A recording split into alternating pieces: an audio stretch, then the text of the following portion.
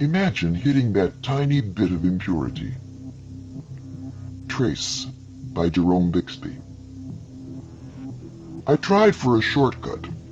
My wrong left turn north of Pittsfield led me into a welter of back roads from which I could find no exit. Willy-nilly I was forced, with every mile I drove, higher and higher into the tree-clad hills. Even an attempt to retrace my route found me climbing.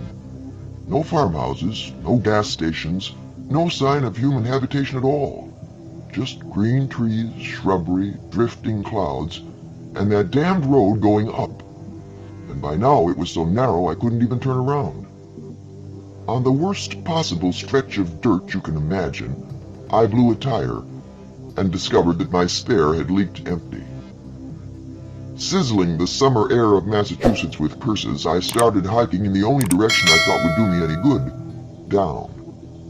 But the road twisted and meandered oddly through the hills, and, by this time I was used to it, down inexplicably turned to up again. I reached the top of a rise, looked down, and called out in great relief, "Hello!" His house was set in the greenest little valley I have ever seen. At one end rose a brace of fine granite cliffs, to either side of a small iridescent waterfall.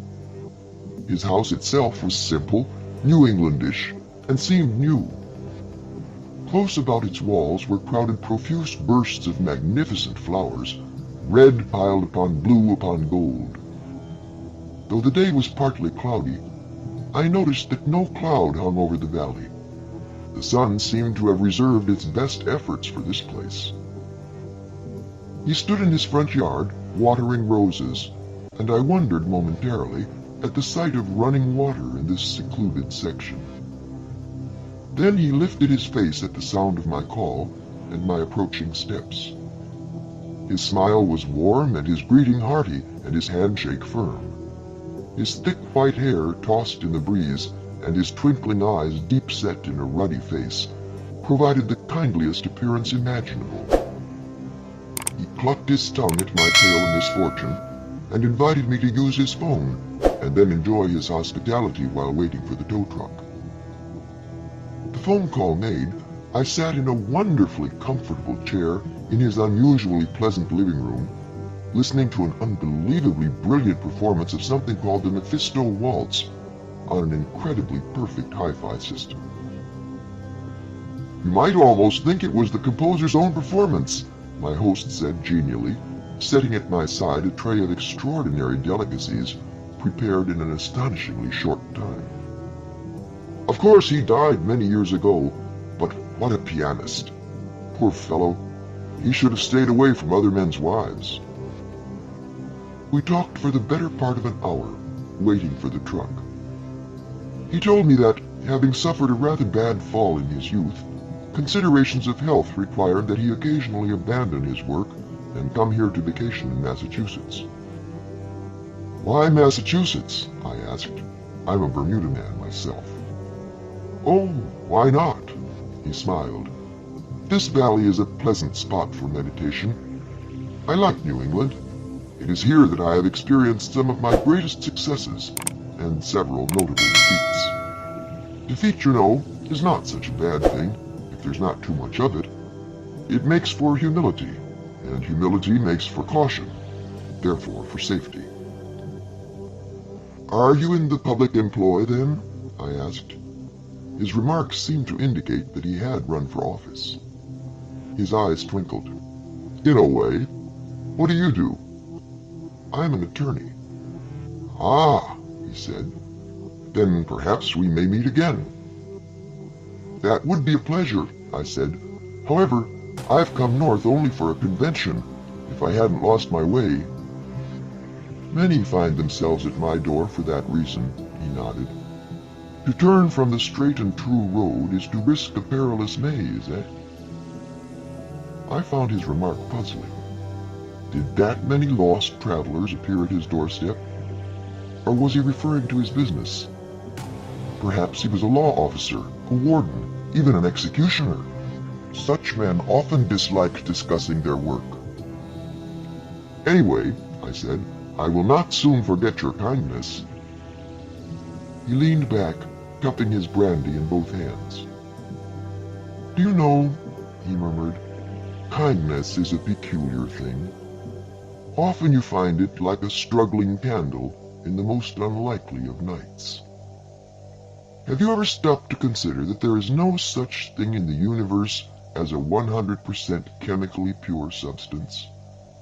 In everything, no matter how thoroughly it is refined, distilled, purified, there must be just a little, if only a trace, of its opposite.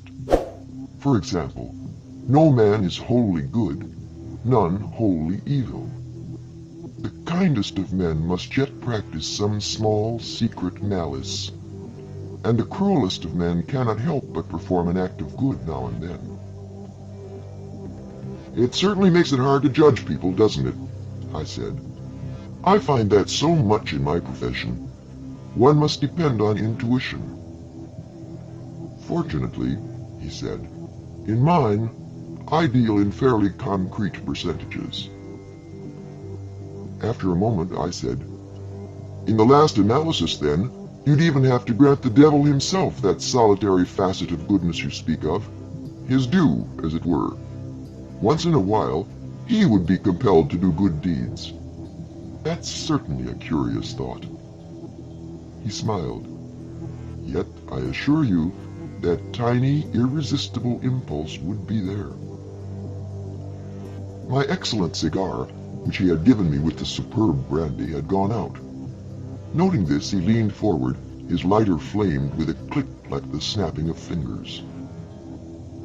"The entire notion," he said meditatively, "is a part of a philosophy which I developed in collaboration with my brother, a small cog in a complex system of what you might call universal weights and balances." "You are in business with your brother, then?" I asked, trying to fit this latest information into my theories. "Yes and no." He stood up, and suddenly I heard a motor approaching up the road. "And now your tow truck is here." We stood on the porch, waiting for the truck. I looked around at his beautiful valley and filled my lungs. "It is lovely, isn't it?" he said with a note of pride. "It is perfectly peaceful and serene," I said. "One of the loveliest spots I have ever seen. It seems to reflect what you have told me of your pleasures, and what I observe in you, sir. Your kindness, hospitality, and charity, your great love of man and nature." I shook his hand warmly. "I shall never forget this delightful afternoon." "Oh, I imagine you will," he smiled. "Unless we meet again. At any rate, I am happy to have done you a good turn. Up here, I must almost create the opportunity." The truck stopped. I went down the steps and turned at the bottom.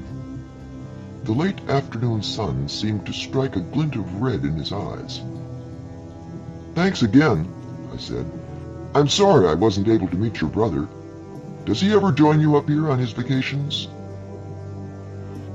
"I'm afraid not," he said after a moment. "He has his own little place,